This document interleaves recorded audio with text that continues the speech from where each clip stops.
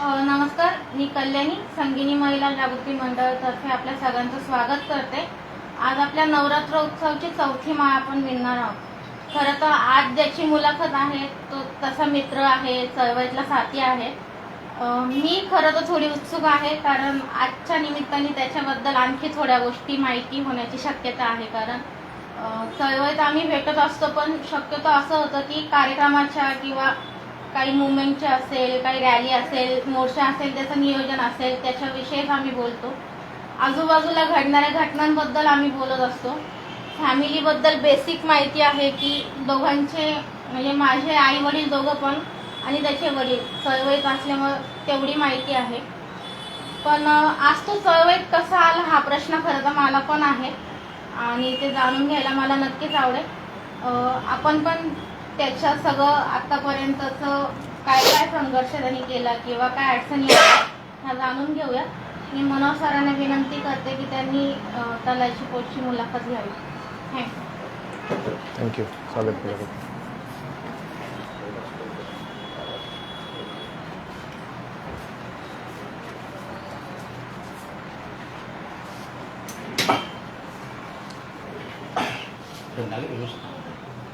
जिंदाबाद। आज जिंदाबादच म्हणायला पाहिजे कारण तलाहा समोर आहे। कल्याणीने सांगितलं त्याप्रमाणे तलाहा शेख आज आपल्या या मुलाखतीचे मुख्य आकर्षण आहे। नवरात्रीची चौथी माळ ते आज उभणार आहेत आणि मला आनंद असा होतो की आतापर्यंत ज्या मुलाखती झाल्या 3 वर्षाच्या कार्य 3रं वर्ष आहे या कार्यक्रमाचं, त्याच्यामध्ये सगळ्यात तरुण माणसाची मुलाखत आज आपण इथं घेत आहोत। आता कौतुकाची गोष्ट आहे ती की त्याला ज्या इप्टा नावाच्या संघटनेत काम करतो, पुढाकाराने काम करतो आहे। अतिशय मोठ्या मेहनतीनं ही सगळी युवा मंडळी त्याच्यामध्ये सहभागी होत आहेत आणि एका बाजूला भाकरीचा चंद्र दिसत असताना दुसऱ्या बाजूला तुम्ही मंडळी हातात डब घेऊन रस्त्यावर जागरणासाठी फिरतात। ही फार अचंबित करणारी गोष्ट आहे। तर ही भाकर ही भाकर असा हा सगळा प्रवास आहे, तर तो आपण तलाच्या तोंडून ऐकून घेऊ। तलाने मला म्हटलं तर आमच्या टीमबरोबर बोला, खरं तर आणि प्रातिनिधिक स्वरूपात मुलाखत आहे, तू सगळ्या टीमलाच रिप्रेझेंट इथे करतो आहेस। तर मला असं तुला विचारायचं वाटेल की जर तुझ्या बालपणाच्या आयुष्याबद्दल, म्हणजे कुठल्या अवस्थेत तू वाढलास, घरातलं बॅकग्राऊंड काय आहे, शिक्षणाचा काय स्तर राहिलेला आहे आणि तुझ्या अवतीभोवतीचं जे वातावरण तेव्हाचं होतं लहानपणाचं, ते कसं असेल, कसं होतं, म्हणजे हे तर तू मनमोकळेपणाने बोलावेस। तर तसं मी लहानपणापासून नाशिकमध्येच वाढलो आहे। एन.टी. पटेल रोडला आमचं घर आहे। लहानपणापासून तिथे आणि आता पण तिथेच राहतो आहे। माझे वडील लहान असताना काहीतरी 1ली 2रीमध्ये ते होते आणि ते बान्समध्ये शिकायला होते। खूप पुढचा विचार करून आजोबांनी त्यांना बान्समध्ये टाकलं होतं आणि देवळाली कॅम्पच्या, आणि तसं आम्ही मूळचे कळवणचे आणि मग 2-3 वर्ष ते हॉस्टेलमध्ये राहिले इथे।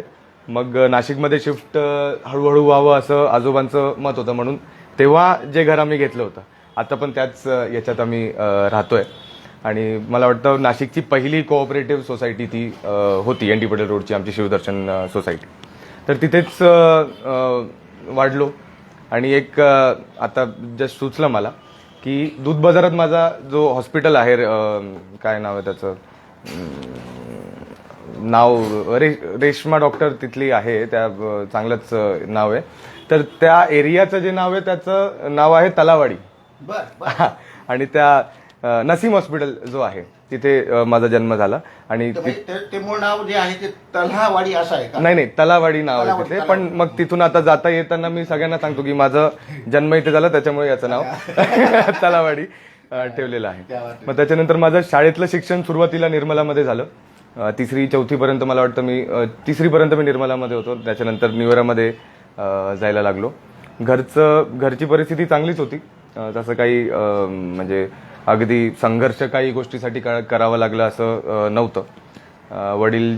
वडिलांचंच नाही तर एकूणच कौटुंबिक राजनैतिक वातावरण होतं आणि त्या याच्यात मी वाढलो। पण तरी सगळं राजनैतिक वातावरण असताना इलेक्शन्स वगैरे वडिलांनी लढले, नगरसेवक झाले, उपमहापौर झाले, पण तरी मी तसा तेवढा राजकीय नव्हतो. आणि middle class, upper middle class घरातले लोक, जसं इंग्लिश मिडियमवाले जे तरुण आहेत ते एपॉलिटिकल असतात, राजकारणाला चिखलसारखं समजतात की बाबा त्याच्यात पडलं तर चिखल आपल्या अंगावरती पण उडेल, त्या याच्यात मी वाढलो. त्यानंतर शिक्षणात चांगलो होतो, नेहमी पहिला नंबर यायचा. गणित जो सगळ्यांना न आवडणारा विषय, तो मी सगळ्यात जास्त आवडतो मला. आत्ता पण मला कधी कोणाला शिकवायला वगैरे, आता मागे एक आमची विद्यार्थिनी आहे 8वीची, AISF मध्ये ती अधूनमधून येत असते, तर तिचा गणिताचा पेपर खूप हार्ड जात होता. आणि खूप वर्षानंतर तिने मला विचारलं की बाबा तू मला थोडं मदत करशील का. तर मी गेलो तिच्या घरी, 1-1.5 तास तिला शिकवलं. आणि इतका आनंद मला त्या गोष्टीचा वाटला, इतका मजा येत होता त्या शिकवण्यामध्ये. तेव्हा मला असं काही वाटलं की बाबा थोडंसं आपण परत या टीचिंग फील्डला, मॅथ्सच्या टीचिंग फील्डला थोडंसं अजून परस्यू करूयात. तर असं शिक्षण होतं. कबड्डी खेळायचो मी, त्याच्यात पण चांगलं होतो, स्टेट लेवलपर्यंत गेलो, खूप प्रयत्न केले. माझा लहानपणी असं स्वप्न होतं की बाबा कबड्डी प्लेअर आपण व्हावं, पण नंतर ते काही जमलं नाही. 11वी-12वी डॉन बॉस्कोमध्ये होतो, ते पण सगळं व्यवस्थितच झालं. सायन्स घेतला. तेव्हा काही असं बॅकग्राऊंड नव्हतं की बाबा, माहिती नव्हतं की बाबा इंजिनिअरिंग करायचं असतं, मेडिकल करायचं असतं तर सायन्समध्ये जातो, आर्ट्स वगैरे. मला असं वाटायचं की बाबा हुशार जो माणूस आहे, सगळ्यात जास्त टक्के ज्याला येतात तो सायन्स, त्याच्यापेक्षा कमी कॉमर्स, आणि जो कुठेच ज्याला काही हे नाही तो आर्ट्समध्ये जातो. मग 11वीत गेल्यानंतर जेव्हा मला आठवतं की जेव्हा ते फॉर्म टिक करायचं होतं की कोणते कोणते सब्जेक्ट तुम्ही घ्याल, 4 सब्जेक्टपैकी निवडावं लागतं. फिजिक्स, केमिस्ट्री हे कंपल्सरी असतं, मॅथ्स, बायोमधून 1 किंवा 2 निवडायचे असतात, आणि ऑप्शन होता जॉग्राफी. तर मी असं केलं होतं की बाबा जॉग्राफी कोण शिकेल, आणि म्हणून मी PCMB चौघं टिक केलं. मग त्याच्यानंतर 2-3 महिन्यानंतर मला कळलं की बाबा मॅथ्सवाले इंजिनिअरिंगला जातात, बायोवाले मेडिकलला जातात. तर असं सगळं होतं. शिक्षणाचं तेवढं बॅकग्राऊंड नव्हतं घरी. बॅकग्राऊंड नव्हतं इन द सेन्स जास्त कोणी शिकलेलं नव्हतं, शिक्षणावरती भर नव्हतं. माझा भाऊ जो आहे तो पूर्ण फॅमिली तशी आमची मोठी, म्हणजे 5 भाऊ, वडील धरून 5 भाऊ 1 बहीण असे होते, मोठा कुटुंब. त्याच्यात माझा भाऊ आणि त्यात एक अजून काकांची मुलगी होती, ती पहिले ग्रॅज्युएट, आणि मी पूर्ण कुटुंबातला पहिला इंजिनियर. पण तरी आई शिकलेली होती. FY नंतर तिचं लग्न झालं, तर त्यांचं खूप जास्त भर होतं की बाबा शिकायला पाहिजे. म्हणजे किती आम्ही आजारी असलो तरी आम्हाला बोलायला भीती वाटायची की बाबा आज स्कूलला दांडी मारायची, आणि 99% 100% अशी आमची अटेंडन्स असायची. तर कुठेतरी आईमुळे थोडंसं शिक्षणाची प्रेरणा मिळाली, आणि पहिला इंजिनियर झालो, NDMBB मधून इंजिनिअरिंग केलं. तर असं एकूण बॅकग्राऊंड होतं. आजोबांबद्दल थोडीशी माहिती सांग. आजोबा आमचे मूळचे कळवणमध्येच राहिले. कुटुंबातली परिस्थिती त्यांची इतकी चांगली नव्हती, पण गावात आधीपासून राहत होते. अगदी शून्यापासून सुरू केलं होतं. वडील लवकर गेले त्यांचे, पण आई त्यांची जी होती ती कळवणच्या त्या सरपंच होत्या, म्हणजे माझ्या आजोबांची आई. आणि त्या तिथल्या त्यांचं माहेरच कळवण होतं, आणि त्या तिथल्या सगळ्याच मुस्लिम गैरमुस्लिम सगळ्यांमध्ये त्यांचं चांगलं नाव होतं. पण तरी त्यावेळेसचे सरपंच काही असं आजच्या सरपंचासारखे नव्हते की बाबा मोठी स्कॉर्पिओ हे ते. हा, रुतबा होता, आणि व्यावहारिक होते खूप जास्त. आणि तेच थोडासा वारसा जो आहे तो माझ्या आजोबांमध्ये आला. आणि ते कळवणमध्ये जी कळवण मर्चंट बँक जी झाली त्याचे संस्थापक होते, ते संस्थापक सदस्य होते. म्हणजे आता मागच्या 3 हो, पण मागच्या 3-4 वर्षांपूर्वी त्यांचं निधन झालं, आणि ते शेवटचे संस्थापक सदस्य होते जे आतापर्यंत जिवंत होते. कळवणचं RKM कॉलेज जे आहे, ती शिक्षण संस्थेचे संस्थापक देखील ते होते. शेतकरी, नंतर शेती केली, ट्रकचा धंदा होता, मोठा ट्रकचा धंदा होता, आणि रिस्क एकदम व्यवस्थित रिस्क घ्यायचे, काही प्रॉब्लेम नाही. त्यांचं ते 2 भाऊ होते आणि खूप साऱ्या बहिणी होत्या. मला आठवत पण नाही एक्झॅक्ट किती बहिणी होत्या. तर मोठे भाऊ होते ते जास्त तेवढे रिस्क घेणं वगैरे तेवढं त्यांना, आणि व्यावहारिक तेवढे नव्हते. पण यांनी सगळं रिस्क घेऊन स्वतः पण उभं केलं, त्यांना पण उभं केलं, असं सगळं त्यांनी पूर्ण संसार केला. आजोबांचं नाव काय म्हटलं? रफीउद्दीन शेख. त्यांची आणि आपले नाशिकचे मंत्री माजी मंत्री DSIR साहेब त्यांची चांगली दोस्ती होती असं त्यांची होती, पण जास्त जवळ ते 80 पवारचे होते. 80 पवार. म्हणजे आमचं जे आता पण घर आहे त्याच्या जवळच 80 पवारांचं बंगला आहे. म्हणजे त्यांना आदिवासी मंत्री करण्यापर्यंत सगळ्या गोष्टी ज्या आहेत त्याच्यात सगळीकडे आजोबा होते. म्हणजे आमची आजी आज पण म्हणते की कधीही अँबॅसेडर यायची आणि कधीही बसून मुंबईला, कधीही बसून इकडे, कधीही बसून तिकडे, घराकडे लक्ष नाही, असं ते आजी आज पण म्हणतात. नाही तेव्हा राजकारण तेवढं निर्माण होतं, तेवढं होतं. एवढं आता जे काही आपण बघतो चित्र व्यवस्थित आहे तेवढं. इंजिनिअरिंग केलंस तू पुढे, म्हणजे कसं असतं की एकूणच कुठलाही युवक शिकतो तर तो शिक्षणामध्ये जी भाकरी बघत असतो पहिल्यांदा, किंवा मला शिकायचं तर ही डिग्री घेऊन मला ह्या जॉबमध्ये जायचं किंवा ह्या प्रोफेशनमध्ये जायचं. तुझं काय झालं पुढे? माझं असं झालं की जसं मी तुम्हाला सांगितलं की खूप असं प्लॅन मी केला नव्हता. म्हणजे माझ्या घरच्यांनी खूप प्रयत्न केले 10वीत असताना, ते काय करिअर ॲप्टिट्यूड टेस्ट, म्हणजे कल कुठे आहे वगैरे त्या सगळ्या गोष्टी करणं. त्यांनी अनेक मोठ्या मोठ्या लोकांकडे घेऊन गेले की बाबा यांच्याशी बोल, तुला काय करायचं ते ठरव. पण मला काही असं ते ठरेच ना की बाबा नेमकं काय करायचंय. लहानपणी मला असं वाटायचं, आमच्या कुटुंबात एक माझ्या आत्या भाऊ होता, तो आता एअरफोर्समध्ये चांगल्या पदावरती आहे. तर त्याला बघून असं वाटायचं की बाबा आपण फायटर पायलट व्हायचं. पण ते पण काही नंतर असं झालं की नाही, उगीच कशाला. मग त्यानंतर सायन्स घेतलं, मॅथ चांगलं होतं, 12वी झाली, ओके टक्के मिळाले. तर त्यानंतर काय करायचं ते कळत नव्हतं. मग काही लोकांशी बोललो तर ते बोलले की तुला माहिती नाही आहे काय करायचंय, तर मॅथ चांगलं आहे तर इंजिनिअरिंग कर. म्हटलं ठीक आहे इंजिनिअरिंग करू. मग इंजिनिअरिंग करायची तर कोणती करायची, तर मेकॅनिकल एव्हरग्रीन ब्रांच आहे, मेकॅनिकल इंजिनियर हो. मग तसं मी मेकॅनिकल इंजिनियर ॲडमिशन घेतलं. ॲडमिशन घेतल्यानंतर 6-8 महिन्यामध्ये मला कळलं की हे काय आपल्याला मजा येत नाही याच्यात. म्हणजे इंजिनिअरिंगमध्ये मला आठवतं की न्यूमेरिकल विषय असतात आणि थिअरॉटिकल विषय असतात. तर न्यूमेरिकल विषय जे M1, M2, M3, सॉम टॉम वगैरे जे आहेत मेकॅनिक्स, FM फ्लुइड मेकॅनिक्स वगैरे, ते लोकांचे 2-2, 3-3 वेळा बॅग राहायचे आणि मग निघायचे. आणि माझं पहिल्या अटेम्प्टमध्ये मी ते काढायचो. आणि मला 3 वर्षानंतर एक YD लागला. तो YD मला या सब्जेक्टमुळे नाही तर एकदम इझी सब्जेक्ट जो सगळे काढून घेतात त्याच्यात मला YD लागला. कारण तो पूर्ण थिअरी, म्हणजे त्याला फक्त प्रश्नपत्रिकेत क्वेश्चन नंबर सोडून काहीच नंबर नाही त्याच्यात.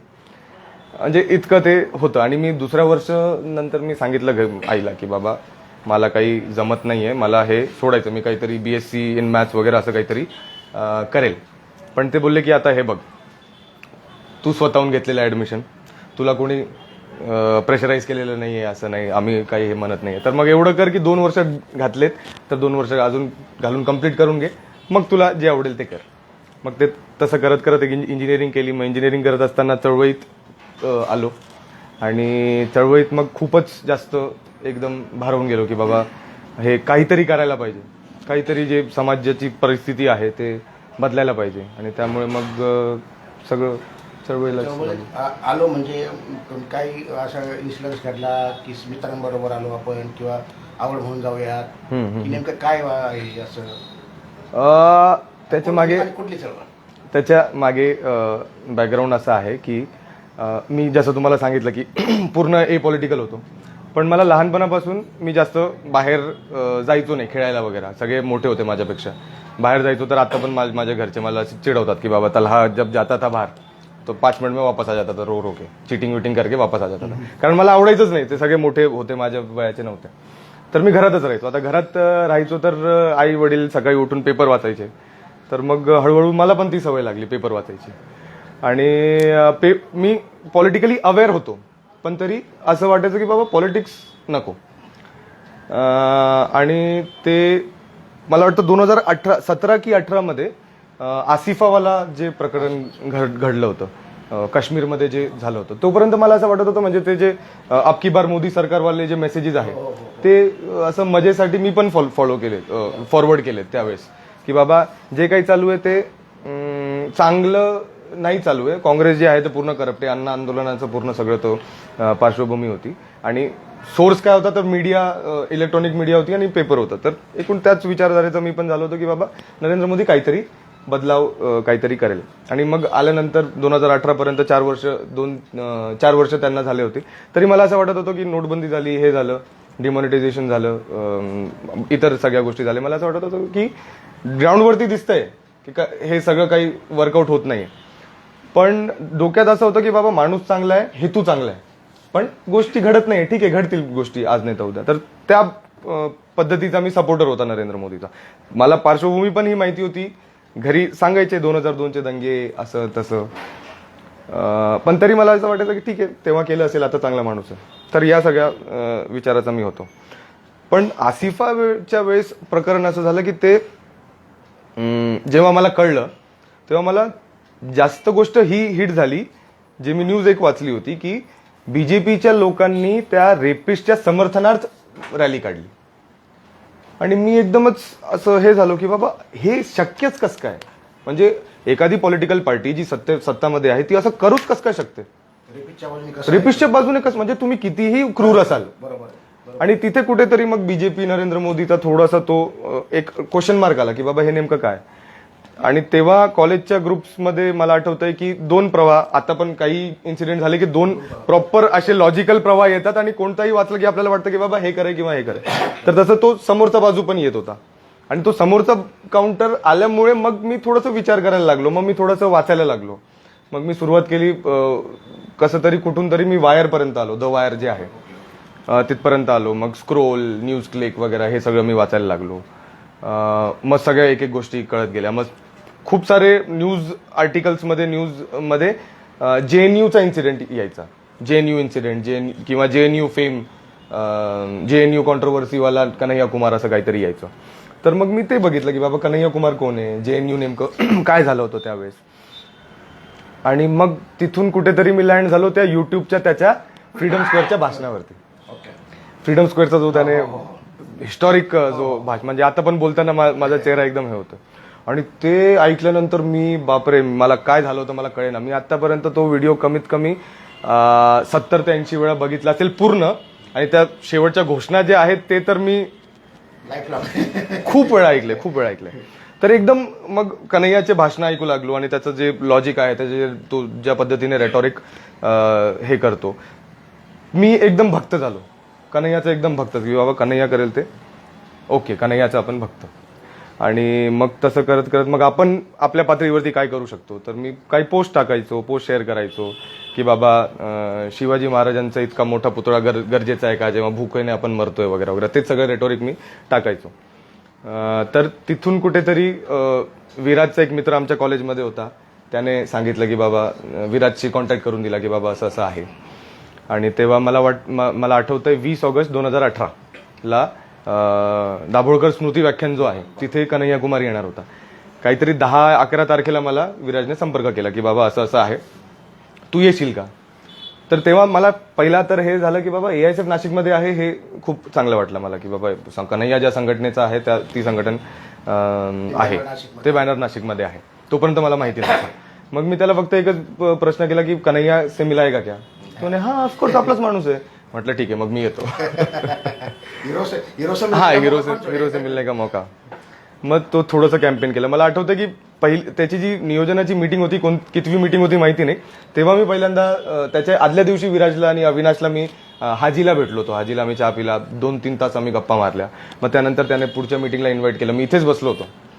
आणि तेव्हा जेव्हा पूर्ण हॉल भरला होता तेव्हा सगळं झाल्यानंतर मला वाटतं राजू सरांनीच की कोणीतरी मला विचारलं की बाबा सांग तुझं नाव काय वगैरे. तर मला आठवतं की मला शब्दच निघत नव्हतं, म्हणजे इतकं मला ते बोलताच येत नव्हतं. मराठी कळत होती पण बोलता येत नव्हती. असं सगळं हे होतं. ही 2018ची गोष्ट मला एकदम व्यवस्थित आठवतं. मग त्यानंतर मग AISF मध्ये काम करणं सुरू केलं. मग थोडंसं वाचन आलं. मग हळूहळू जे आहे वाचत गेलो. युट्यूबच्या ज्या पॅरलल मीडिया आहे त्याला फॉलो करत गेलो. मग एक रेटॉरिक आलं. मग हळूहळू तो कन्हैयाचा जो फॅड होता तो कमी झाला आणि मग विचारांवरती आलो. तेव्हापर्यंत मला हे मला सुरुवातीला असं वाटायचं की बाबा कम्युनिस्ट, म्हणजे जेव्हा सुरुवातीला मी आर्टिकल्स वाचायचो त्याच्यात कम्युनिस्ट यायचं. म्हटलं हे चांगले लोक असून हे स्वतःला कम्युनिस्ट का म्हणतात, कारण मला कन्फ्युजन होतं कम्युनिस्ट आणि कम्युनलिस्ट मध्ये. मला असं वाटायचं कम्युनलिस्ट आणि कम्युनिस्ट हे एक आहे. मग कळलं की लेफ्ट काय राईट काय, तिथून सुरुवात झाली. मग कम्युनिस्ट काय, सोशलिस्ट काय है ना, मग आंबेडकरवादी काय वगैरे, तसं सुरुवात करत करत मग ते पुढे हळूहळू ते पूर्णच, मग इथे मी पूर्ण वेळेचं आता काम करतो ऑलमोस्ट. गुड. असं सगळं. मित्र, त्याला बाय हार्ट बोलतो आपल्या लक्षात येतात. आणि ऑल इंडिया स्टुडंट फेडरेशन ही खरोखर एक आताच्या जरी घडीला भारताच्या पातळीवर एक अतिशय सक्षम तरुणांना विद्यार्थी नेतृत्व घडवण्याची शक्यता आहे. मगाशी तलहानी सांगितलं आपल्याला की ज्यावेळेस तो इथं मिटिंगला, पहिल्या मिटिंगला, तेव्हा त्याला मराठी बोलता येत नव्हतं. हां, आता तो छान मराठी बोलतोय. मला वाटतं हे ASIFIचं यश आहे असं म्हणूयात आपण. हो. तर अशा पद्धतीनं त्याचं चाललेलं काम आहे. आपण पुढे जाऊयात की त्यांना की जेव्हापासून मी तुला बघतो, म्हणजे गुलामभाई तुमचे वडील जे आहेत ते अतिशय आमचे खूप जीवसचे मित्र आहेत आमचे. म्हणजे आमच्या दोघा नवरा बायकोंना ते अतिशय प्रिय असलेली व्यक्ती आहे. आणि त्यांच्या उपमहापौरपदाच्या काळामध्ये खरोखर नाशिक महानगरपालिकेमध्ये त्यांची कॅबिन आमचं ऑफिस होतं, चळवळीचं ऑफिस होतं. त्याच्यामुळे एक ते आहे. जेव्हा तू हा ऑल इंडिया स्टुडंट फेडरेशनचं काम करायचं निवडलंस, तेव्हा घरामध्ये काही चर्चा झाली का बा आता हा काही येतो अभी गया काम से, असं काही रिमार्क आलेत का, किंवा ये इसके रोटी का क्या करने का, इसके जिंदगी का क्या करने का, आई वडील म्हणून एक काळजी असेल ना, तर तसं काही झालं का? मला आठवतंय की आता मी पुरुष असल्यामुळे बाहेर कुठे जातोय हे प्रत्येक वेळी सांगायची काही गरज पडत नाही. त्यामुळे हे सुरुवातीच्या ज्या गोष्टींना मी आलो ते काही घरी माहिती नव्हतं. पण मग मला थोडंसं आठवतंय, एक्झॅक्ट मला आठवत नाहीये, पण मला थोडंसं आठवतंय की मी वडिलांना सांगितलं की AISF नावाची एक संघटना आहे, त्याच्याशी मी जुडलोय, त्याची कारण मेंबरशिप मी लगेच मेंबरशिप घेतली. आता कन्हैयाला भेटणार म्हटल्यावरती मेंबर 5 रुपये द्यायला काय आपल्याला जात आहे. मग मेंबर झालो. त्यांना सांगितलं की AISFचं असं मेंबर झालो. तर AISF ऐकल्यावरती त्यांनी पण विद्यार्थी चळवळीत काम केलं. तर ते म्हणजे डावी ऑर्गनायझेशन. म्हटलं हो, डावी ऑर्गनायझेशन आहे. काय नाही, ते असं बोलले काय प्रॉब्लेम नाही, चांगले लोक आहेत, तेच एक जेन्युइन लोक आहेत जे आज ऍक्च्युली लोकांसाठी काम करतात, तर काय प्रॉब्लेम नाही, एवढंच ते बोलले होते. आणि मी सांगितलं होतं की कन्हैया कुमार येणार आहे, तर मी त्याला भेटणार आहे. तर ते बोलले अच्छा भेटणार आहे का, ठीक आहे, फोटो काढ बरं का त्याच्याशी. एवढं मला आठवतं.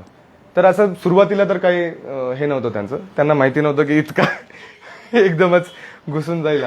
त्यामुळे सुरुवातीला तर त्यांनी सपोर्टच केला होता की बाबा कुठल्या चुकीच्या संघटनेमध्ये जात नाहीये, कुठल्या चुकीच्या. आणि तेव्हा मला ऍक्च्युली अजून जास्त छान वाटलं होतं की जेव्हा वडिलांकडून त्याची व्हॅलिडिटी मिळाली, सर्टिफिकेटच होतं ना ते की बाबा चांगले लोक आहेत, तर मला त्याचं काही आणखी थोडंसं व्हॅलिडेशन मिळालं की हा आपण हे करायला पाहिजे, काय प्रॉब्लेम नाही. हा, तसं झालं. पण तरी पण जसं आता कल्याणी समोर आहे, जेव्हा कल्याणीने मला सांगितलं की बाबा मी छात्र भारतीचं मला काम करायचं आहे, म्हणजे आम्ही स्कूटरवर दोघं बाप बेटे आणि त्या मॅडम त्या होत्या, पण मी त्या जवाहरला होत्या त्यांच्या ऑफिसला. तर आम्ही दोघं कुठेतरी मिटिंगलाच येत होतो स्मारकामध्ये. तर कल्याणी माझ्या मागे बसली होती आणि तिनं मला सांगितलं गोविंदनगरच्या त्या रस्त्यावर, बाबा मी जरा एक निर्णय घेते, काय करू सांग. तर आयुष्यामध्ये आम्ही दोघांनी प्रिन्सिपल ठेवलेल्या आणि त्याने आणि मी की मुलांशी बोलताना कोणत्याही म्हणजे 2 मार्ग त्यांना सांगायचे. त्यांचा एक असतो नाही का आपला व्ह्यू असतो, शेवटी निर्णय त्यांनी घ्यायचा असतो. आणि कल्याणीने मला सांगितलं, मी म्हटलं की मला आनंदाची गोष्ट म्हणजे आता मला खूप आनंद आला का एवढ्यासाठी की म्हणजे प्रोफेशनलचा पोरगा प्रोफेशनल होणं हे काय म्हणतो नैसर्गिक येते, म्हणजे काही आश्चर्य वाटणार नाही. पण ज्याचं पोटच अर्ध पोटी आहे, अर्धी भाकर आहे आयुष्यामध्ये, बरं एक नाही दोघं पण माती फिरू, तर त्यांच्या मुलांनी पण त्या अर्धीच भाकरीत जागायचं आयुष्य काढायचं हा निर्णय घेणं अवघड असते. म्हणजे त्याच्यामुळे आपल्याला कोणाच्या हे करायचं नाही, टीकाटिप्पणी करायची नाही. पण मनस्वी खूप मला आनंद वाटला की चलो यार बंदी तो ट्रॅक पे आहे. फक्त मी एकच सांगितलं की तो काळ बदललेला आहे आता. तर म्हटलं बाळा तुला एक माहिती आहे, तुझ्या गरजा काय तुला माहिती आहे, आर्थिक गरजा काय, तेवढी आर्थिक तरतूद करायचं, बाकी काय कर. असं गुलामभाई तुला काही नाही. आता त्यांचं हे झालेलं आहे, आई खूप सपोर्टिव्ह राहिलेली आहे. म्हणजे आता अधूनमधून दोघांना असं वाटतं की बाबा इंजिनियर झालाय, आता इंजिनियर झालं म्हणजे पैसे पण खर्च झालेत, इन्व्हेस्टमेंट आहे आणि आत्ताच्या काळामध्ये शिक्षण म्हणजे हा इन्व्हेस्टमेंटच आहे आणि त्याला रिटर्न जर मिळालं नाही तर मग इन्व्हेस्टमेंट तुमचं गेलं.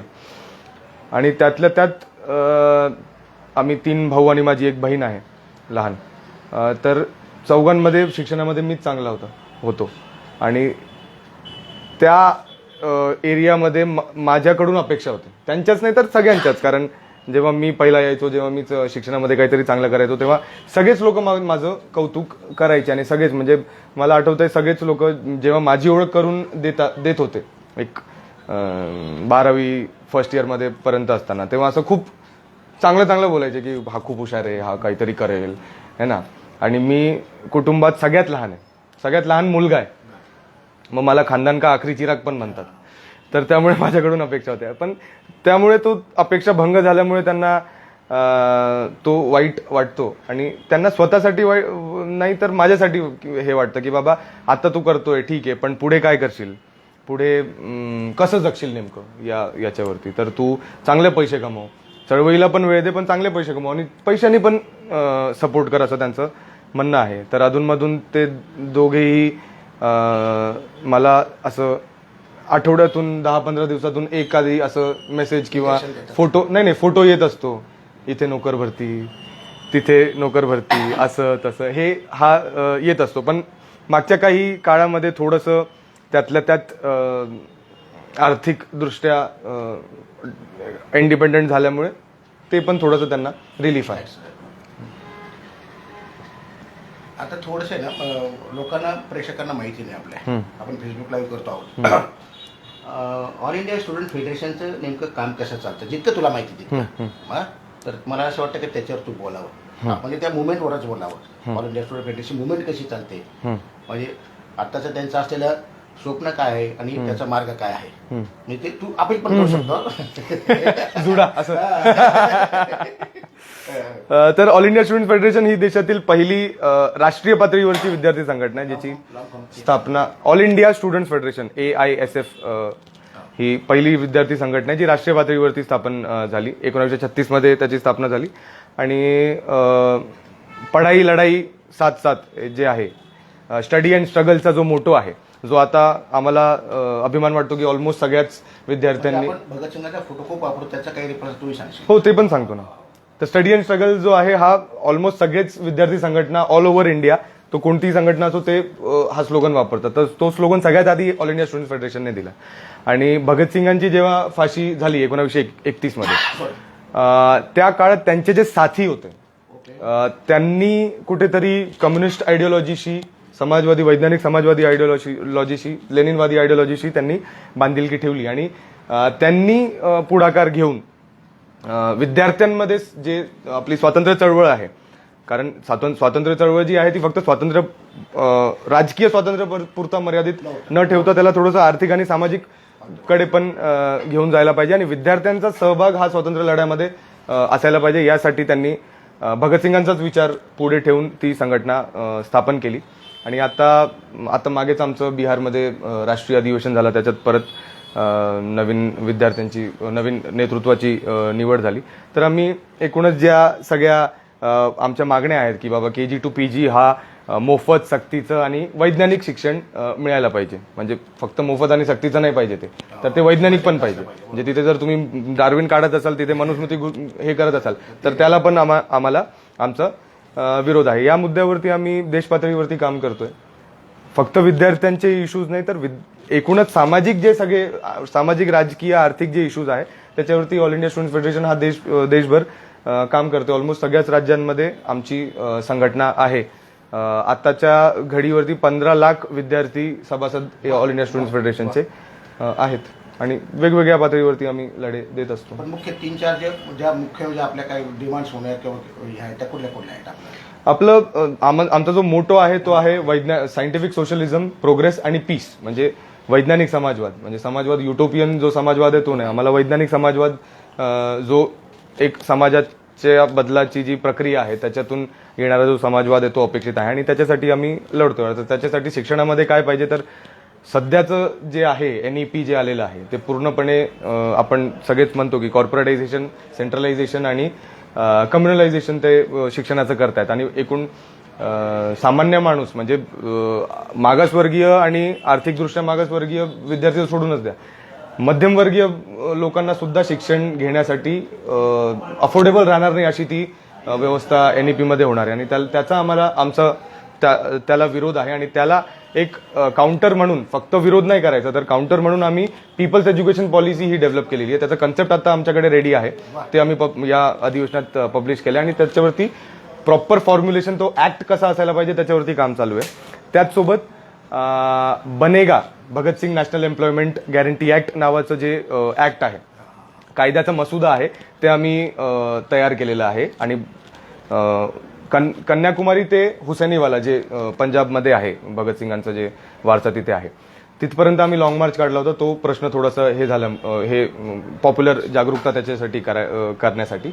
आणि तो मुद्दा पण आता प्रत्येक संघटनेने वेगळ्या वेगळ्या नावाने, कोणी बसनेगा म्हणतं, कोणी बनेगा म्हणतं, कोणी वेगळं काहीतरी म्हणतं, पण तो कायदा सगळ्यांच्या आता याच्यावरती आलेला आहे, पटलावरती आलेला आहे की बाबा रोजगार हमी योजना जी आहे ती व्हायला पाहिजे. आणि ती फक्त ग्रामीण आणि शहरी, जे मनरेगा सारखं शहरी तुम्ही नका करू, जसं राजस्थानमध्ये झालंय.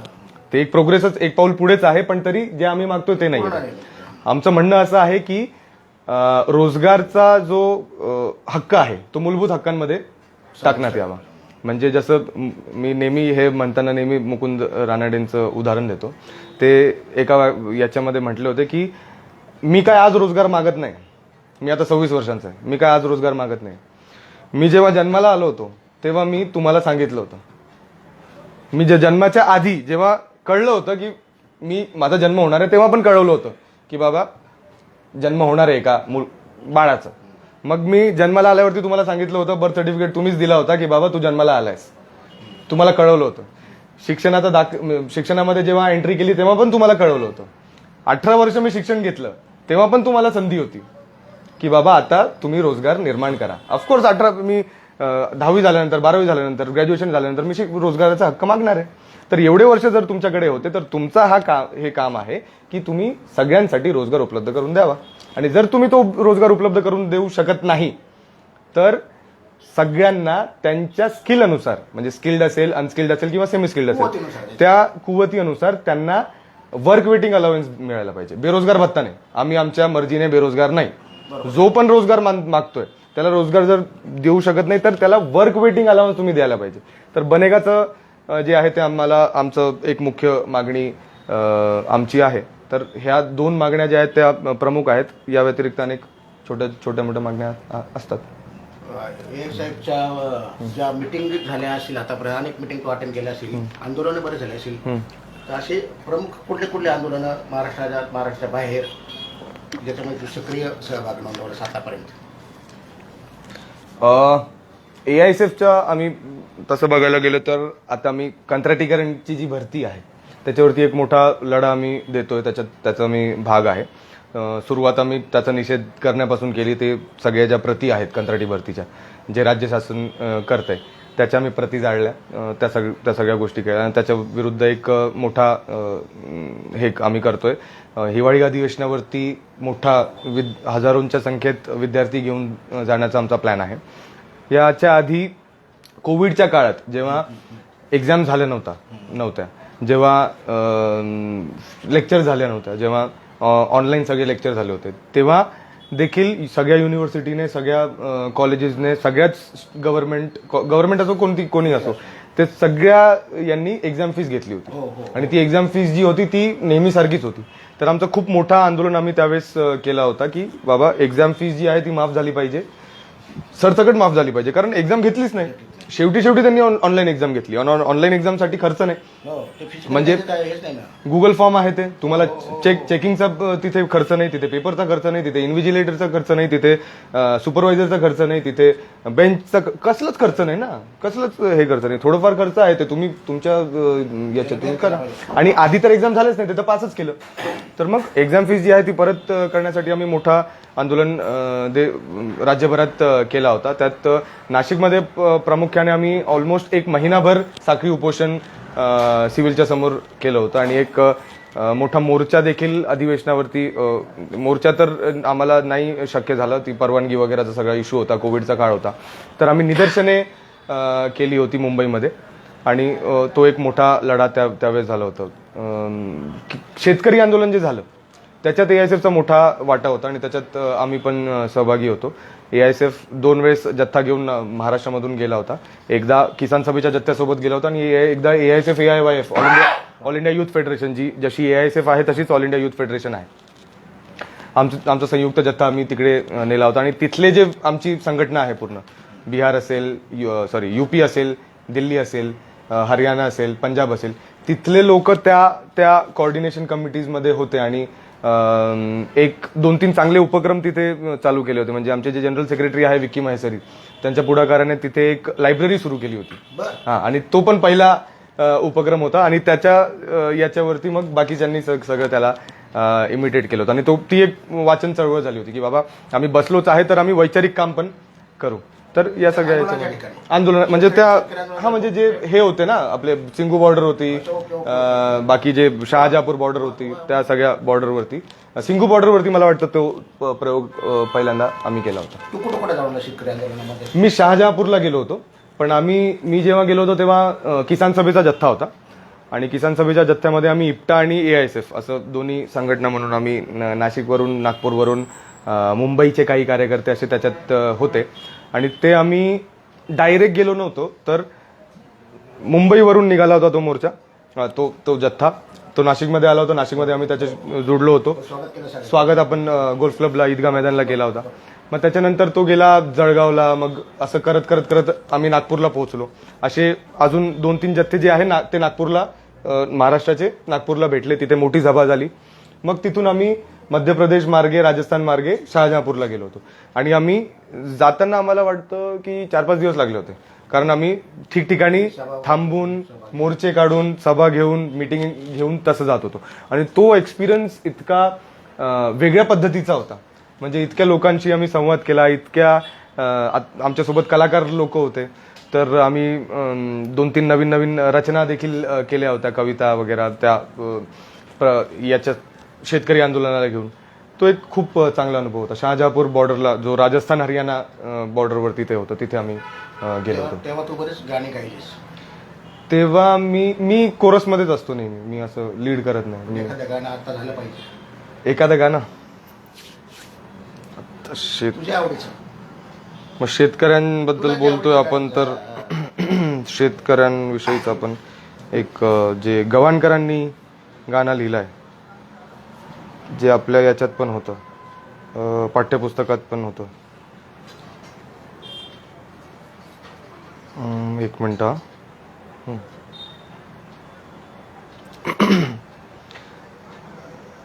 पण मी असं तसं माझा आवाज तितका चांगला नाही आहे. कोणाचाच नसतो ना, कल्याणीचा आहे. तर गवाणकरांनी लिहिलेलं गाणं आहे आणि खूप सुंदर आहे, खूप हॅप्पी आहे, शेतकऱ्यांशी रिलेटेड आहे, कष्टाशी रिलेटेड आहे. तर मी प्रयत्न करतो. धरतीची आम्ही लेकर, भाग्यवान धरतीची आम्ही लेकर, धरतीची आम्ही लेकर, भाग्यवान धरतीची आम्ही लेकर. शेतावर जाऊया, सांगती गाऊया, शेतावर जाऊया, सांगती गाऊया. राणीवनी गाती जशी रान पाखर, राणीवनी गाती जशी रान पाखर. धरतीची आम्ही लेकर, भाग्यवान धरतीची आम्ही लेकर. मेहनत जमिनीवरी केली वरीसभरी, आज आलं फळ त्याचं डुले शिवार, आज आलं फळ त्याचं डुले शिवार. धरतीची आम्ही लेकर, भाग्यवान आम्ही लेकर. स्थापू समानता, पोलादी एकता, स्थापू समानता, पोलादी एकता. नाही धनी येथे कोणी नाही चाकर, नाही धनी येथे कोणी नाही चाकर. धरतीची आम्ही लेकर, भाग्यवान धरतीची आम्ही लेकर. धरतीची आम्ही लेकर, भाग्यवान धरतीची आम्ही लेकर. क्या बात आहे, क्या बात आहे. धन्यवाद. पहिल्यांदा मी असं हे लाईव्ह कोणत्या तरी प्लॅटफॉर्मवरती असं एकटा गायलो. किती दिवस तू आता त्या बॉर्डरवर? आम्ही तिथे 2-3 दिवस होतो आणि 4-5 दिवसाचा तो प्रवास होता. त्या ते जसं काय त्याला होतो तो एक रोमॅन्टिझम होता आंदोलन. अरे बापरे. एक म्हणजे की खुश आहे म्हणजे जिवंत, आपण जिवंत आहोत हेच फिलिंग तिथं गेल्यानंतर आपल्या मनात येतं सगळ्यांच्या. पण त्याच्या पलीकडं या देशाला 70 वर्ष झाली स्वातंत्र्य मिळून, तरी पण असं रस्त्यावर बसावं लागतं, हे मोठं शल्य पण तिथं. तेव्हा तुझं काय म्हणजे मानसिक अवस्था होती, जरा शेअरिंग कर ना प्लीज. त्यावेळेस मी एका वेगळ्या द्वंद्वामध्ये होतो. म्हणजे ती जी तो जे जथ्था होता ना त्याच्यामध्ये, कारण जसं मी तुम्हाला सांगितलं की सुरुवातीला जेव्हा मी AISF मध्ये जुडलो तेव्हा असं विचार करून नाही जुडलो. म्हणजे जसं मला वाटतं कल्याणीचा जसा प्रवास झाला असेल की तिला माहिती असेल की बाबा समाजवादी म्हणजे नेमकं काय, छत्रपतीची विचारधारा काय, दुसऱ्यांची विचारधारा काय है ना, कुठेतरी तो विचारांचा भाग होता. हा, तर माझं तसं नव्हतं. मी भारावून घेतलं होतं आणि मी एकदम म्हणजे भक्त म्हणूनच मला काही बोलायला त्याची लाज वाटत नाही की बाबा कन्हैया कुमारचा मी भक्तच होतो आणि त्या अंगाने मी. आणि तिथे कुठेतरी मग थोडंसं मी विचार, आपण भक्तांच्या विरोध नाही बरं का, आपण अंधभक्त. बरोबर, अंधभक्तांच्या विरोध. आणि एका टाईपचे अंधभक्त जर जास्तच हानिकारक आहे. तर भक्तच होतो. आणि मग तो काही मी वैचारिक निवड माझी ती नव्हती. तर मी थोडंसं त्याच्यावरती सेकंड थॉट्स मला येत होते त्यावेळेस. काही गोष्टी वाचत होतो, काही होत होतं. तर त्यावेळेस मी विचार करत होतो की काय नेमकं करायला पाहिजे. आणि त्या अवस्थेत संधी मिळाली. त्यावेळेस पैशांचं पण खूप जास्त गडबड होती, कारण मी ट्युशन्स घ्यायचो आणि ट्युशन्समधून जे येत होतं ते काही मला पुरत नव्हतं. आणि घरातून पैसे मागण्यात मग लाज वाटत होती. आणि तो प्रेशर पण होता घरून की बाबा काहीतरी करायला पाहिजे, तुझं तरी काहीतरी करा, आम्हाला काही देऊ नको. तर तो पण एक प्रेशर होता. असं सगळ्या याच्यामध्ये पार्श्वभूमीमध्ये मी त्या जथ्यात गेलो होतो. आणि निराशा पण होती की बाबा इतकं सगळं झालं तरी 2019 मध्ये ते परत निवडून आले आणि अजून जास्त बहुमताने निवडून आले. तर नैराश्य पण होतं. पण तो जे सगळं वातावरण होतं म्हणजे तिथे मला आठवतं आता पण त्यांचं कधी अधूनमधून फोन येत असतो. मेवातचे काही लोक होते तिथे, शाकीर नावाचे पण एक, हरियाणाचे मेवातचे. आणि त्यांनी असं स्वतःहून जबाबदारी घेतली होती की पूर्ण शहाजहांपूर बॉर्डरमध्ये चहा आम्ही देऊ. बर, म्हणजे सगळ्यांना चहा आम्ही देऊ. त्याच्यासाठी चहा आणि दूध, कधी कधी दूध असायचं कधी नसायचं. आणि चहा इतका प्रचंड, इतकं भारी चहा, म्हणजे इतका भारी चहा, वेगळ्या पद्धतीचा चहा ते बनवत होते आणि खूप पूर्ण दुधाचा. आणि रोज त्यांचं ठरलेलं होतं की या गावातून या दिवशी दूध येईल. आणि ते सगळं नियोजन त्यांनी व्यवस्थित केलं होतं. तर ते सगळे मुस्लिम दाढी टोपीवाले, तसं बघायला गेलं तर जे नॅशनल लेवलचं जे सगळं ते चालू होतं त्याच्याशी जास्त त्यांचं लिंक पण नव्हतं. पण काहीतरी चांगलं चालू आहे आणि आपण शेतकरी आहोत, त्याच्यात आपण सहभागी व्हायला पाहिजे. मुस्लिम शेतकरी होते, मुस्लिम शेतकरी होते आणि सगळे दाढी टोपीवाले, म्हणजे प्रॉपर रिलिजियस धार्मिक मौलाना टाईप लोक होते. आणि त्यांची बोली इतकी मिठी होती आणि इतके चांगले लोक होते. ते 2-2 तासांनी आम्हाला शोधत यायचे की बाबा कुठे कुठे कुठे, अरे आओ ना यार थोडासा एक गाना गा दो.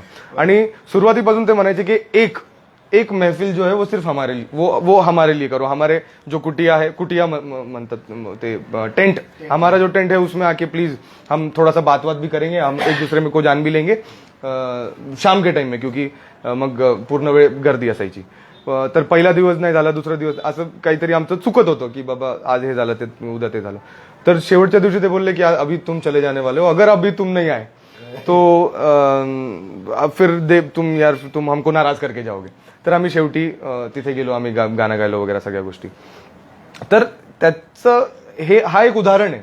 असे अनेक उदाहरण तिकडे होते की जिथून फक्त ते अँटी गव्हर्नमेंट किंवा अँटी एस्टॅब्लिशमेंट जो एक हे आहे, सेंटिमेंट आहे, तेच नाही तर प्रेम जे आहे ना, जे आपण हे सगळं कशासाठी करतो, मी आधीपासून हे म्हणतो की माणूस जगवण्याची लढाई. माणूस जगवण्याची लढाई होती ती. आणि आपण हे सगळं कशासाठी करतो, तर प्रेमासाठी करतो. तर ते प्रेम तिकडे होतं. क्या बात.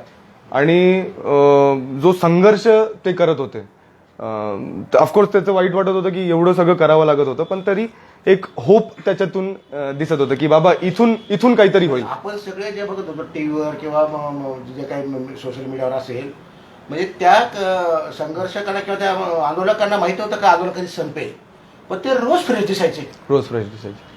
म्हणजे ते सगळं जे काही करत होते, म्हणजे दिल्ली पोलिसने जे खिळे लावले होते हो ना, हो ना. त्याच्यावरती त्यांनी गुलाब ठेवले होते. त्या प्रत्येक खिळ्यावरती एक एक गुलाब त्यांनी ठेवले होते. आणि ते पोलिसांशी जसं वागायचे ना, पोलिसांना जाऊन जाऊन ते चहा द्यायचे. म्हणजे आणि तो एक अजून गोष्ट सांगावीशी असं वाटते की आम्ही पहिल्या दिवशी बॉर्डर बघितली नाही. आम्ही फक्त बॉर्डर या बाजूने बघितली, असं गेलो नाही. म्हणजे ते वॉकिंग जाऊ शकत होतो आपण, फक्त आंदोलकांना ते जाऊ देत नव्हते. गाड्या वगैरे, ट्रॅक्टर वगैरे घेऊन जाऊ देत नव्हते. तर पायी आपण हरियाणामध्ये जाऊन येऊ शकत होतो. तर तिथे जेव्हा आमचं कोणीतरी बिनोय विश्वम की कोणाचं तरी लेक्चर होतं, ते आले, ते त्या साईडने आले, गाडीत उतरले आणि त्यांना रिसीव्ह करायला आम्ही तिकडे गेलो होतो. तेव्हा तो जो 100 मीटर जे होते ना, ते इतकं भयानक होतं. म्हणजे अक्षरशः जे टीव्हीमध्ये आपण काश्मीरमध्ये किंवा बॉर्डरवरती जिथे तणाव आहे तिथली जी परिस्थिती आपण फोटोमधून पण आपल्याला ते तणाव कळतं, ते तणाव तिकडे होतं. म्हणजे मोठे मोठे कंटेनर आडवे ठेवलेले, मोठे फक्त कंटेनर, ट्रक नाही, कंटेनर आडवे ठेवलेले, मग मोठे मोठे बॅरिगेट, मग ते शेकडो ते रायफलवाले, मग ते बापरे तो सगळं तो शस्त्रसाठा, इतकं भयानक ते दृश्य त्या बाजूला होतं. आणि त्याला कॉन्ट्रास्ट या बाजूला एकदम भारी. आणि हे लोक चहा द्यायला त्या साईडला जाऊन मस्त सगळ्यांना चहा पाणी वगैरे करून, ते कधी कधी त्यांचं जेवण वेळेवरती नाही आलं का ते लंगरमध्ये जेवायचे. तर कुठून तरी ते होप देणारं आणि पुढची दिशा दाखवणारं ते आंदोलन होतं, ज्यात खूप क्लॅरिटी पण मिळाली, खूप वेळ पण मिळाला विचार करायला, खूप शिकायला मिळालं, खूप लोकांशी संवाद झाला. पॅन इंडिया म्हणजे या 3-4 राज्यांमधल्या खूप लोकांशी ग्राउंडवरती संवाद झाला. तर असं होतं. ते 3 कायदे सरकारने मागे घेतले, तर तुला काय वाटतं? सकाळी झालं होतं ते. सकाळी त्यांनी ते कायदे मागे घेतोय. काहीतरी एक वर्ड आमचं ते सकाळी किंवा रात्रीच घोषणा करतात. म्हणजे लोकांना सरप्राईज झाला पाहिजे. सरप्राईज ते इव्हेंट करायचा असतो त्यांना सगळ्यांचा. तर त्यावेळेस खूप भारी वाटत होतं की बाबा काय करू आणि काय नाही. आणि 3-4 असं धडाधड चांगले मेसेज बनवले, पोस्ट बनवले, ते सगळीकडे फिरवल्या. काय करू आणि काय नाही असं झालं होतं.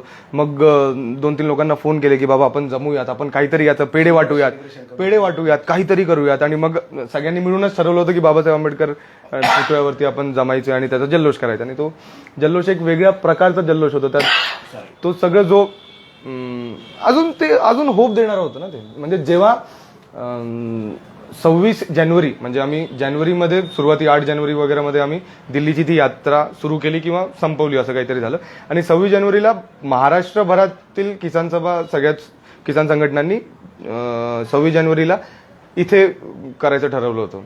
आझाद मैदानावरती जमून काहीतरी करायचं ठरवलं होतं. आणि 26 जानेवारीला त्यांनी असं ठरवलं होतं की आता आम्ही दिल्लीमध्ये तो रॅली करणार, ट्रॅक्टर रॅली करणार.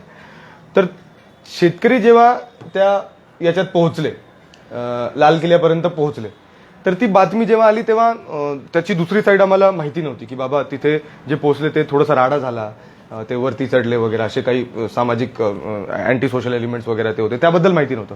पण ते लाल किल्ल्यापर्यंत ट्रॅक्टर वगैरे पोहोचले, त्याचं जे जल्लोष होतं ते जे आम्ही 26 जानेवारीला केलो, तो पण एक वेगळ्या प्रकारचा जल्लोष होता. आणि त्यावेळेस पण नाचताना, त्यावेळेस आपले जे सत्यशोधक संघटना आहे किसानांची, किशोर ढमाले वगैरे, त्यांचे खूप लोक तिथे होते. आणि त्यांचं नृत्य वगैरे एक कधी सुरू होऊन जातो आणि तो खूप चांगला होतो. आणि मग त्याच्यात हे करत असताना आम्ही नवीन घोषणा तयार केल्या की लाल किल्ला पहुंच गए, दिल्ली दूर नाही, असं काहीतरी खूप चांगलं खूप तो माहोल तो आठवला मला आता हे तुमचा प्रश्न ऐकल्यावरती. तर चांगलं ते बडे समंदर का मैं कतरा हो, हां, ही फिलिंग पण फार मोठा आहे. एक्झॅक्टली. आता इप्टा इप्टा. बोलायचं इप्टावर काय इप्टा म्हणजे काय सगळ्यांना माझ्या सकट सगळ्यांनाच उत्सुकता आहे. तर इप्टाचं फुल फॉर्म आहे Indian people's theatre association.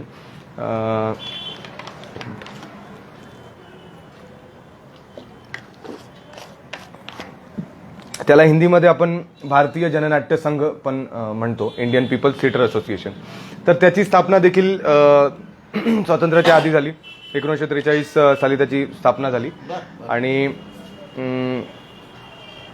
Culturally सगळं जे काम आहे म्हणजे त्यावेळेस वेगवेगळ्या छोट्या छोट्या संघटना देशभरात काम करत होत्या. त्या डाव्या विचारसरणीचा तो एक पीकचा काळ पण होता. आणि त्यावेळेस डाव्या विचारसरणीचे छोटे छोटे संघटन लोकल पातळीवरती राज्य पातळीवरती काम करत होते. तर कुठेतरी त्यांना एकत्र येऊन संघटन करण्याचं जे आहे तो विचार सगळ्यांमध्येच होता. आणि पी.सी. जोशींनी कॉम्रेड पी.सी. जोशींनी त्यावेळेस पुढाकार घेतला. आणि म्हणजे पी.सी. जोशींचा जर योगदान बघायचं गेलं तर ऑल इंडिया स्टुडंट फेडरेशन असेल, प्रगतीशील लेखक संघ असेल, पूर्ण संघटित करण्यामध्ये त्यांचं पूर्ण योगदान होतं. तर त्यांचंच विजन होतं इप्टाच्या सगळ्या याच्यामध्ये. आणि त्या अनिल डी सिल्वा नावाच्या एक महिला होत्या. त्यांनी पीपल्स थिएटर म्हणून एक बँगलोरमध्ये स्थापन केलं. त्या मूळच्या श्रीलंकाच्या होत्या पण फिरून फिरून ते बँगलोरमध्ये स्थायिक झाल्या होत्या. त्यांनी पीपल्स थिएटर म्हणून आधी 41-42 मध्ये बँगलोरमध्ये स्थापन केलं होतं. मग त्यांनी मुंबई इप्टाची स्थापना नंतर केली 1942 मध्ये. बॉम्बे इप्टा जो आहे तो नॅशनल इप्टाच्या आधीचा, ती त्याची स्थापना केली. मग 42 मध्ये जो मुख्य घटना त्याला हे करणारी होती ती म्हणजे बंगालचं जे अकाल पडलं होतं. सेकंड वर्ल्ड वॉर झाला होता आणि त्यांनी पूर्ण जो हे आहे फूड ग्रेन्सचा जो साठा आहे ते इंग्लंडमध्ये वळवण्यासाठी कुठेतरी त्या वर्ल्ड वॉरमध्ये त्यांनी तो वळवला होता. आणि मानवनिर्मित दुष्काळ तो होता. आणि त्यावेळेस असंख्य लोक भूकमरीने मेले.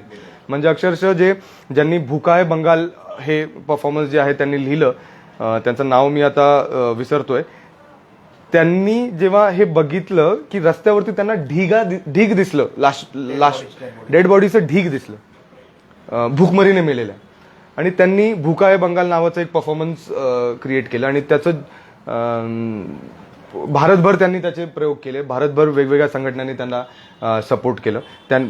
वेगवेगळे नाटक मग तिथे झाले. तर भूकाय बंगाल जो आहे त्याचे नाटक करून त्यांनी लोकवर्गणी जमा केली. आणि ते यूज करून त्यांनी बंगालमध्ये हे सुरू केले, कम्युनिटी किचन सुरू केले. आणि ते कम्युनिटी किचनमुळे इतके लोकांचे जीव त्यावेळेस वाचवले. म्हणजे नंतर सरोजिनी नायडूने त्याचा उल्लेख पण केलेला आहे की इप्टा, AISF, PW हे जर नसत्या तर अजून शेकडो मृत्यू तिथे झाल्या असत्या. आणि तिथे कुठेतरी असं वाटलं की बाबा नॅशनल लेवलचं आपल्याला काहीतरी कॉर्डिनेशनचं असायला पाहिजे. आणि तिथे पी.सी. जोशींचं तिथे मग हे आलं. आणि मग त्यांनी स्थापना केली इंडियन पीपल्स थिएटर असोसिएशनची. बॉम्बेमध्येच 1943 मध्ये तो पहिला अधिवेशन झाला होता. आणि मुख्य म्हणजे त्यावेळेस जेव्हा संविधान सभा काही वर्षानंतर गठीत झाली त्या संविधान सभेत 15 फक्त महिला होत्या 299 पैकी. आणि त्यावेळेस इप्टाचा जो कार्यालयीन सगळ्यात मोठा पद आहे महासचिव, राष्ट्रीय महासचिव, तो त्या पदावरती अनिल डी सिल्वा जी आहे त्यांची निवड झाली होती. एक महिला त्या सर्वोच्च पदावरती त्यावेळेस होत्या. आणि प्रचंड काम त्यांनी पीपल्स थिएटर म्हणून केलं. पीपल्स थिएटर हे जे नाव आहे ते यांनी दिलं होतं. डॉक्टर होमी भाभा जे आहेत, हा, ते डाव्या चळवळीशी संलग्नित होते, शास्त्रज्ञ, ज्यांनी इस्रो वगैरे सगळे जे आता हे छाती पिटतं याच्यावरती ते सगळे त्यांनी स्थापन केलं होतं. आणि पीपल्स थिएटर ही संकल्पना होती ते आपण एक्सेप्ट केली पाहिजे असं त्यांचं म्हणणं होतं. आणि एकूणच लोकांचं जे दुःख आहे ते कुठेतरी कलेच्या माध्यमातून यावं. म्हणजे ती आता पण एक मोठा डिबेट आहे, मोठा डिस्कोर्स आहे की art for the sake of art. आणि इप्टा म्हणतं की art not for the sake of art, art for the sake of life. कला जीवन केली आहे, कला सिर्फ कला केली नाही. आणि ते कुठेतरी लोकांचं जीवन, लोकांचं जे संघर्ष आहे, जे दुःख आहे ते कलेच्या माध्यमातून यावं. आणि फक्त ते प्रेझेंट न व्हावं होता जे भयावह जी परिस्थिती आहे ते कुठेतरी प्रोग्रेसकडे जावी, कुठेतरी आपण त्याच्यामध्ये बदल व्हावा कलेच्या माध्यमाने. त्या याच्याने हेतूने ते झालं. आणि प्रगतीशील लेखक संघाचा पण त्याच्यात खूप मोठा रोल त्यावेळेस होता. नाशिकला सध्या काय म्हणजे कुठल्या ॲक्टिव्हिटीज झाल्यात आणि काय फ्युचरमधल्या ॲक्टिव्हिटीज झाल्या? नाशिकमध्ये आम्ही 2000 मला वाटतं 2020मध्ये आपण पहिला प्रयोग केला होता नाशिकचा, आणि तो हिंसालय नावाचा एक आम्ही प्रयोग केला होता. त्यावेळेस नेमकं 19 डिसेंबरला आम्ही तो प्रयोग केला होता आणि आपलं थोडंसं म्हणजे एकाच दिवशी ते कार्यक्रम आपले आले होते. 19 डिसेंबर 2020 मला वाटतं पुरस्काराचा संगीनीचा जो कार्यक्रम 20 डिसेंबरला असतो आपला. काहीतरी त्यावेळेस क्लॅश तो ते झालं होतं. आणि त्यावेळेस जामिया CNRCची जी मुवमेंट जोरात होती आणि जामियामध्ये जो हल्ला झाला होता त्या लायब्ररीमध्ये, त्याच्यावरून हिंसालय हा नाटक आम्ही कलेक्टिव्हली आम्ही त्याचं डिस्कशन करून ती स्क्रिप्ट आली होती आणि योगेश गोवर्धनेने ते लिहिलं होतं. त्याचं आम्ही पहिल्यांदा प्रयोग केला. मग त्याच्यानंतर आम्ही बऱ्याच गोष्टी केल्या. म्हणजे थिएटर हे फक्त नाटकापुरता मर्यादित न ठेवता आम्ही बरंच काही एक्सप्लोर. हा नाही, मी फॉर्म नाटकाचा फॉर्म म्हणतोय, फक्त नाटक नाही तर आम्ही पेंटिंग, फोटो वॉक असेल, गाणे तर ऑफकोर्स त्याच्यात येतातच. त्याच्यात वेगवेगळ्या गोष्टी म्हणजे फोटो वॉक पासून आम्ही पेंटिंग पासून 26 जानेवारीला की 15 ऑगस्टला केलं होतं की बाबा कौन आजाद हुआ या नावाने फोटो वॉक केला होता.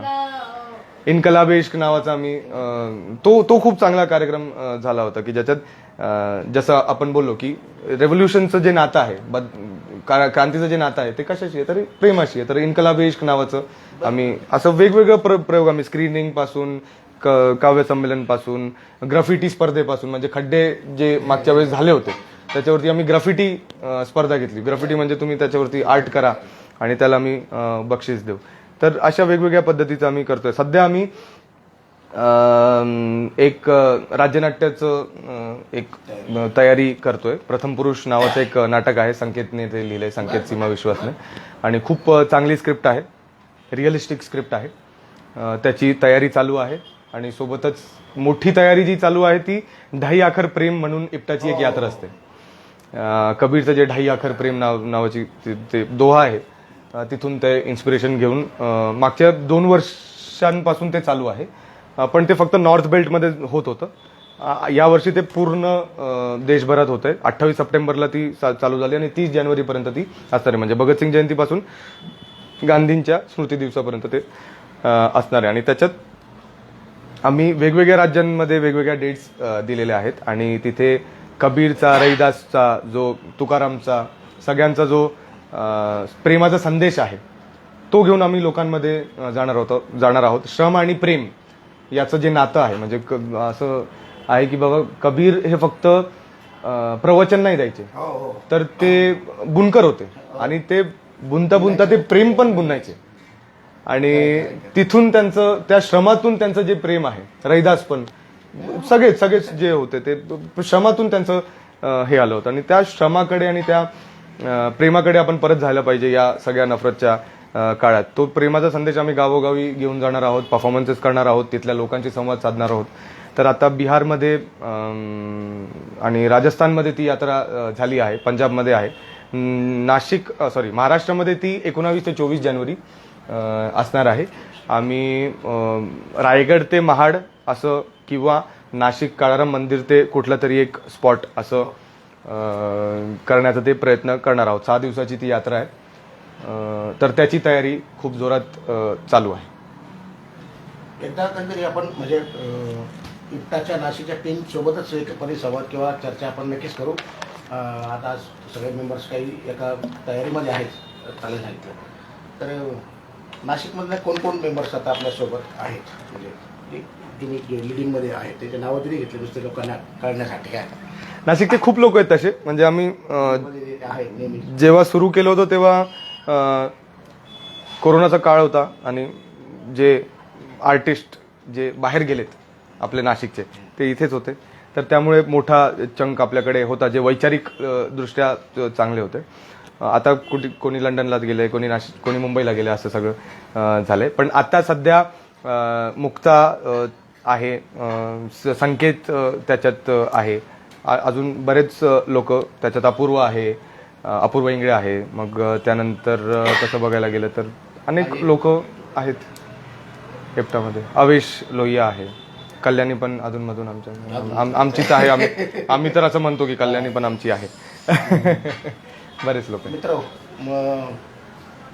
मुलाखत गप्पा सुरू करण्याच्या अगोदरपासून तालाला थोडंसं शंका होती का आपण तासभर बोलू का नाही. 1 तास झालं मी घड्याळाकडे पाहिलं आता, आणि खरोखर त्यांनी खूप सुंदर बोलला तो. म्हणजे माझ्या अपेक्षाप्रमाणापेक्षा खूप व्यवस्थित आणि इतकं मुद्देसूद त्यांनी मांडणी केली की म्हणजे तो चांगला प्रवक्ता झालेला आहे असं म्हणजे. आणि खरं तर काय चांद सितारे, सलमान, शाहरुख, आणखी कोणीच्या स्वप्न पाहणारी जी पिढी आहे तिचं स्वागत आहे. पण अशा काळातही या भारताचं संविधान मजबूत करण्यासाठी, टिकवण्यासाठी अजूनही सरफरोशी की तमन्ना आज हमारे दिल में है, देखना है जोर कितना बाजू है कातिल में, अशी घोषणा पुराशी बांधून तलासारखे अनेक युवक आज या पटलावर आहेत. आणि हे तरुण नव भारताचं अतिशय चांगलं सुखावं चित्र आहे. मी तलाचे खूप खूप या ठिकाणी आभार मानतो. कल्याणी समारोप करेल अशी तुला विनंती करतो. पहिल्यांदाच मी असा फॉर्मल इंटरव्ह्यू दिलेला आहे, त्यामुळे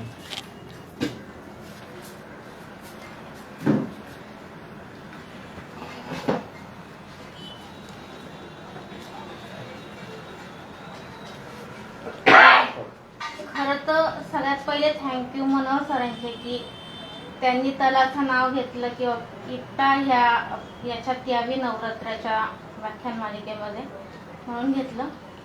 तलाच्या लहानपणीचा किंवा त्याचा शिक्षणाचा रेफरन्स कधीच आमच्या गप्पांमध्ये किंवा काही कारण नाही आलं खरं तर ते बोलायचं. बाकी त्यांनी बाकी ज्या चळवळीच्या कोणत्या कार्यक्रमात होता, मोर्चात होता, ते बऱ्यापैकी अपडेट्स फोटोवरून किंवा काही ठिकाणी एकत्र असल्यामुळे होते.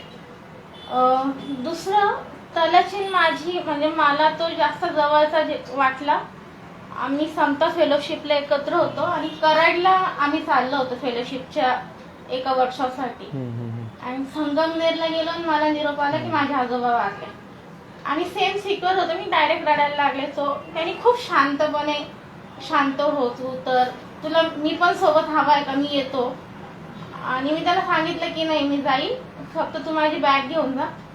मी परत अंत्यविधी करून त्या सेशनला जॉईन झाले.